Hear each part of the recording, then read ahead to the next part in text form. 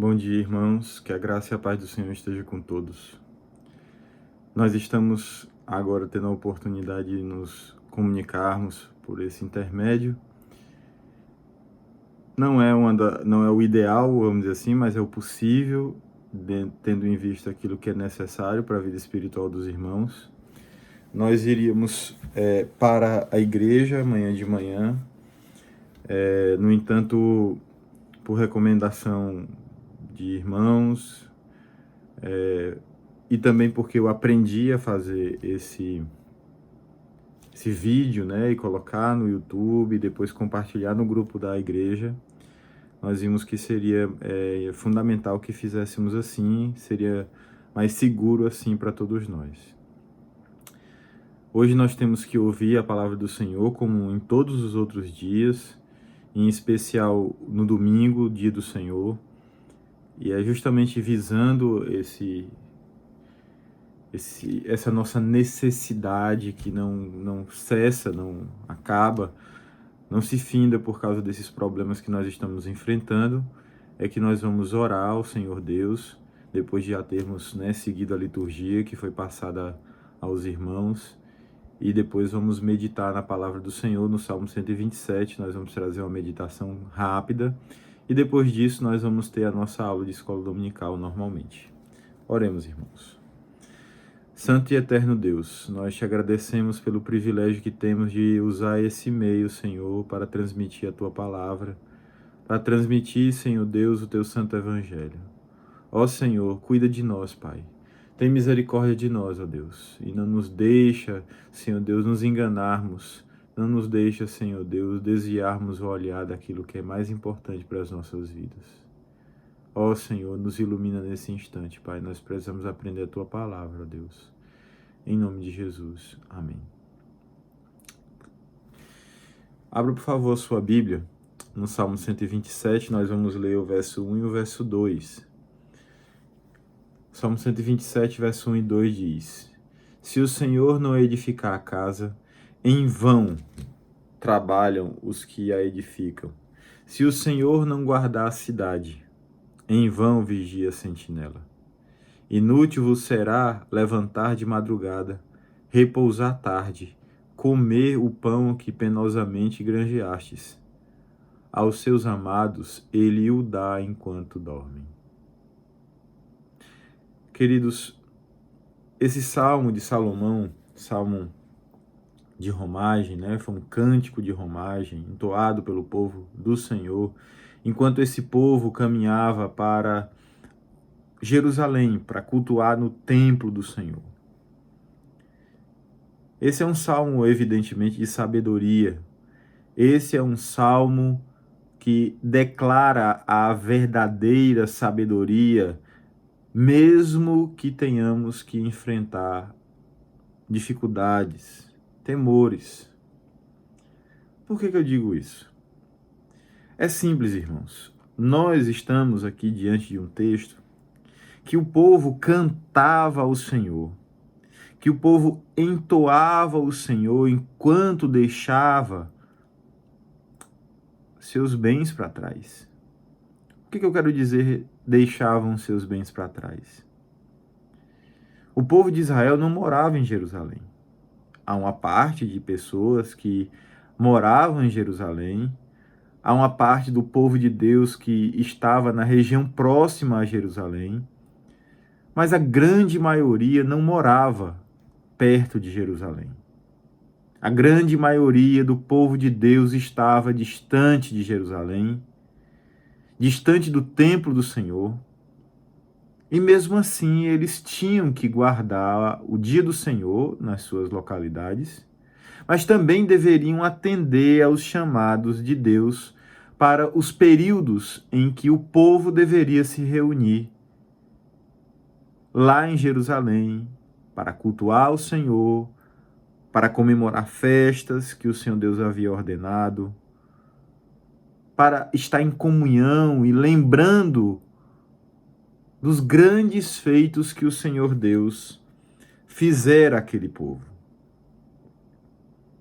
Salomão, então, sabendo que o povo de Deus cantava enquanto deixava os seus bens para trás, enquanto deixava suas propriedades, enquanto deixava os seus animais, enquanto deixava a sua casa. Muitas vezes essas pessoas eram vizinhas dos filisteus, estavam na fronteira entre as terras dos filisteus e Israel. E outros tantos inimigos que Israel tinha, e que mesmo assim, por atender à voz de Deus, por atender ao chamado de Deus para o culto e para comemorar as festas, eles deixavam as suas casas e se dirigiam até o local que o Senhor tinha separado para o seu culto. Porque existia uma convicção no coração daquele povo quando atendia a esse chamado, ou pelo menos é isso que o Salmo aqui quer demonstrar. Que não adianta, em hipótese alguma, duvidarmos que o bem, que o nosso sustento, que aquilo que nós necessitamos provém do Senhor e de mais ninguém. Porque todos os meios que o Senhor puder usar para nos abençoar, Ele usará, Ele se utilizará deles. A providência do Senhor, ela pode ser direta, mas ela também pode ser indireta. O que eu quero dizer com isso? O Senhor Deus pode fazer como fez com Elias, mandando diretamente o pão de cada dia, mandando diretamente, providencialmente, de uma maneira milagrosa, o pão de cada dia. Mas Ele também pode nos prover, por meios secundários, aquilo que nós necessitamos. Só que tem uma coisa nessa responsabilidade. Tem uma coisa que Deus ele exige de nós quanto a essa palavra que Deus nos dá de conforto e evidentemente de sabedoria, quanto àquilo que Ele faz por nós. Porque se vocês observarem o texto começa nos alertando para uma questão muito importante. O texto ele não está falando que as pessoas não devem guardar as suas casas. O texto não está falando que as pessoas não devem trabalhar. O texto não está dizendo isso. O texto, na verdade, está nos dizendo, o Senhor está nos dizendo claramente que você deve trabalhar, você deve guardar a sua casa, mas não pensando que tudo na nossa vida, que a força para fazer essas coisas na nossa vida são, na verdade, simplesmente a sua força. Não. Não pense isso, meu irmão. Você vai cair numa angústia tremenda. Você não vai conseguir dar um passo na sua vida num tempo como esse que nós estamos vivendo se você achar que tudo depende da sua força. Veja bem, se o Senhor não edificar a casa, em vão trabalham aqueles que a edificam. Então, veja, há uma clara sabedoria no que está sendo dito por Salomão aqui. Ele está dizendo que o Senhor é a força do nosso trabalho. O Senhor é a força da construção com que nós empregamos, né? Que nós usamos a nossa força para fazer. Se o Senhor ele não guardar essa cidade que foi edificada, veja, o Senhor me dá força para trabalhar, me dá força para colocar a minha mão naquilo que precisa ser colocado. Ele edifica juntamente comigo, porque é Ele que dá a força para que tenhamos condições de edificar a casa, a sabedoria para projetar a casa, a sabedoria para olhar aquilo que é necessário para aquela casa. e ao mesmo tempo ele também nos dá força e sabedoria para guardarmos a casa, mas sempre sabendo que por mais que tenhamos todos os vigias, por mais que tenhamos toda a saúde, imagine nessa época, irmãos, se nós tivermos um problema gravíssimo no Brasil, se nós realmente entrarmos numa situação gravíssima no Brasil, todo o dinheiro que você tiver, todos os bens que você tiver, todas as coisas que você tiver aí para vender, você não conseguirá vender para socorrer-se. Sabe por quê, meu querido? Porque tudo vai perder valor. Se o Senhor não nos guardar, se o Senhor não nos proteger, se o Senhor não edificar, vocês já sabem o que vai acontecer, né? Vocês estão cientes disso, irmãos? Vocês estão preparados? Nós estamos realmente entendendo o que significa o que está acontecendo? Eu não tenho que tirar uma vírgula, um tio, um ponto no i daquilo que Reverendo Augustus pregou e que eu compartilhei com o grupo da igreja.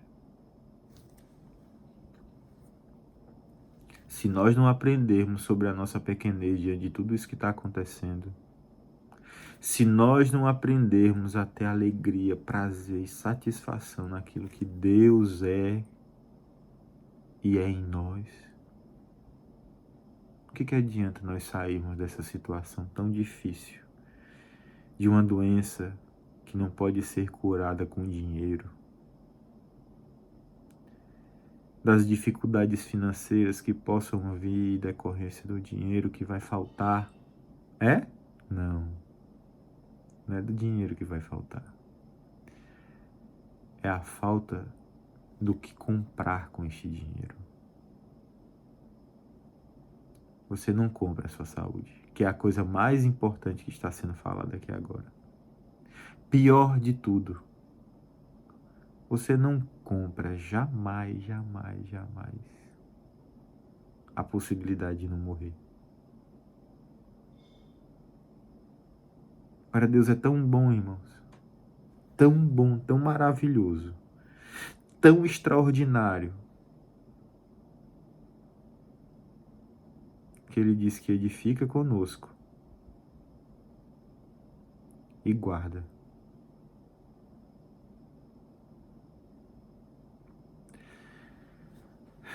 Por isso que é importante a gente observar o versículo 2. O versículo 2 diz que é inútil. Olha, veja como é que começa. Inútil vos será levantar de madrugada. Queridos, eu digo uma coisa a vocês, nós temos que seguir todos os protocolos, nós temos que lavar bem as mãos, nós temos que passar álcool em gel se não tiver como lavar as mãos, nós temos que ter muito cuidado com a higiene, nós temos que economizar no uso dos recursos que nós temos para não precisar sair tanto de casa. É verdade, tudo isso é verdade. Mas se nós não confiarmos em Deus, se nós não estivermos sob a proteção de Deus, se Deus não edificar as nossas vidas, não servirá de nada. Será inútil. Já pensou? Inútil. Inútil será levantar de madrugada, repousar tarde, comer o pão que penosamente granjeastes. Será inútil.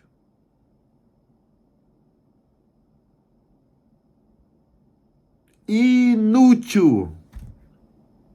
Adianta você querer acrescentar um dia na sua vida?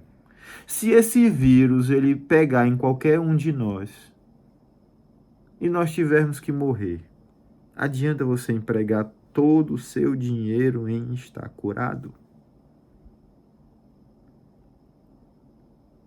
Se amanhã nós tivermos que sair para trabalhar, para buscar algo para comer para as nossas famílias, em meio a uma epidemia,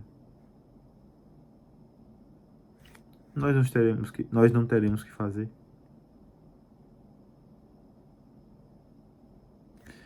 Sempre com prudência, sempre cuidando da vida das pessoas que nos cercam, protegendo ao máximo a vida dos nossos irmãos e a vida do nosso próximo. Mas só Deus é que sabe o que vai acontecer conosco no futuro. Só Ele é que tem as rédeas de tudo o que acontece. Só Ele é que pode controlar e dizer o tempo e a época de todas as coisas. Quem somos nós? Agora nós estamos vendo isso com clareza. É inútil você trabalhar e correr atrás de coisas, porque é como correr atrás do vento. Quem é que corre atrás do vento? Não são simplesmente, tão somente os loucos? Numa época como essa, irmãos, em que as pessoas não conseguem se descolar, se desprender de suas mentes seculares. O que eu quero dizer com mente secular? A mente que pensa que tudo depende delas, que nós podemos analisar a sucessão dos acontecimentos, aquilo que está acontecendo, aquilo que vai acontecer, com tanta propriedade, com tanto academicismo, cheio de orgulho, e quando nós nos deparamos com uma coisa como essa, nós vemos que nós não somos nada. Nada, irmãos. Eu clamo e chamo vocês a deixarem as mentes secularizadas de lado. E pensem no final do versículo 2. Olha o que o versículo 2 diz. Aos seus amados ele dá enquanto trabalham em primeiro lugar. Acordam primeiro. Dormem por último. É assim? Não. Não é assim. Não é interessante isso, irmãos? Que a Bíblia diz é que Deus nos dá enquanto nós dormimos. Quando nós pensamos que Ele nos dá é quando nós estamos trabalhando e quando nós estamos guardando. Não é interessante isso, irmãos? Não há sabedoria de Deus nisso? Que sabedoria é essa? Volto a dizer. Aquela que diz que é do Senhor que procede todas as coisas. Inclusive o nosso ímpeto de responsabilidade pelas nossas vidas, pela vida dos nossos irmãos, pela vida das nossas esposas, dos nossos maridos, dos nossos filhos. Veja como é que é. Você consegue descansar. Eu sei que é difícil, meu querido. Eu sei que é muito difícil descansar no Senhor, sabendo que Ele nos dá enquanto nós dormimos. Eu sei que é difícil. Também tenho esse temor. Mas esse temor não pode ser maior do que a nossa fé. Descanse no Senhor. Ele te salvou de coisa pior, o inferno. Tu ficar doente e morrer em 3 dias, 4 dias, fulminantemente por causa dessa doença, te levará para o céu. Por isso que eu disse e repito,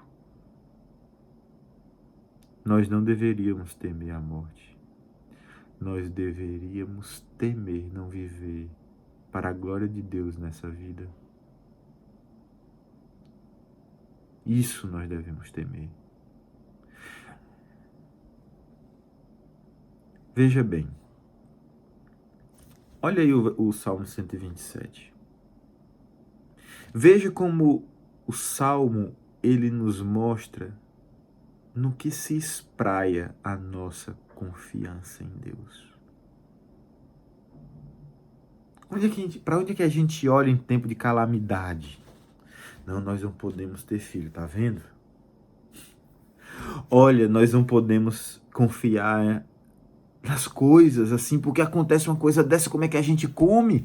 Como é que a gente vai poder sustentar os nossos filhos? Eu sei que todos nós pensamos nisso. Mas veja como é que Deus provê para nós. Contrariando o nosso pensamento mundano e secular, irmãos. Versículo 3. Herança do Senhor são os filhos. É uma riqueza? Imagine se nós tivéssemos agora 5 filhos, 6 filhos, 7 filhos. Pergunta, você que é imigrante, filho de imigrante italiano, filho de neto de imigrante italiano, neto de imigrante alemão, pomerano como a Lizzie é. Pergunta para eles como é que era a vida deles. Cheia de muitas privações. Cheios de filho, mas com muitas privações também. Agora, imagine, irmãos, o Senhor nos provendo da sua riqueza, os filhos. E os filhos, sim, são uma herança do Senhor. São o fruto do ventre. Assim como uma árvore boa é aquela que nos dá o seu fruto. Assim são os casamentos que quando tem filhos, quando o Senhor promove e proporciona os filhos, eles são como o fruto de uma árvore para nós. São o nosso, como ele diz, o nosso galardão.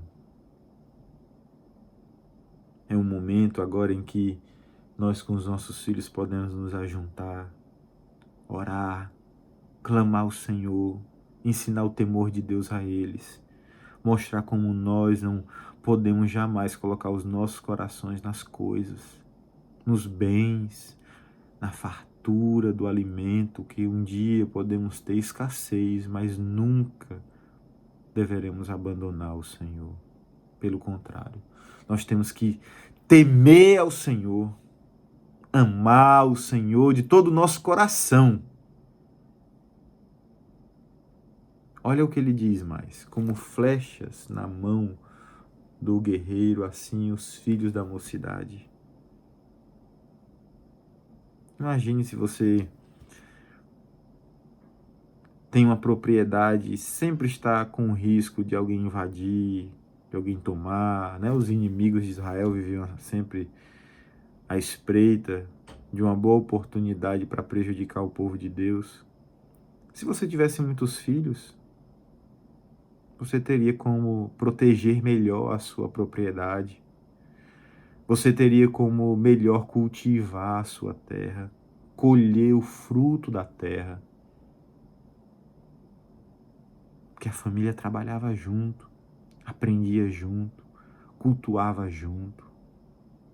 O povo tinha mais tempo para estar com seus filhos, para ter a influência sobre os seus filhos. Os filhos deles não sofriam a influência de pessoas estranhas a eles. Tinham a influência de seus pais. Os filhos tinham a influência de seus pais, de seus parentes, de seus tios. Não era a influência de pessoas estranhas que não temiam o nome do Senhor. Olha, eu vejo como a família é uma bênção no meio de muita tribulação, em meio de grandes tormentas, de grandes problemas.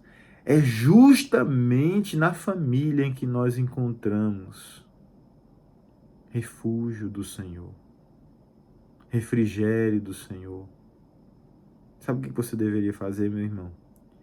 Em meio a essas grandes dificuldades, você deveria orar mais, ler mais a palavra, confiar e descansar no Senhor. O nosso Deus pode trazer socorro a qualquer momento.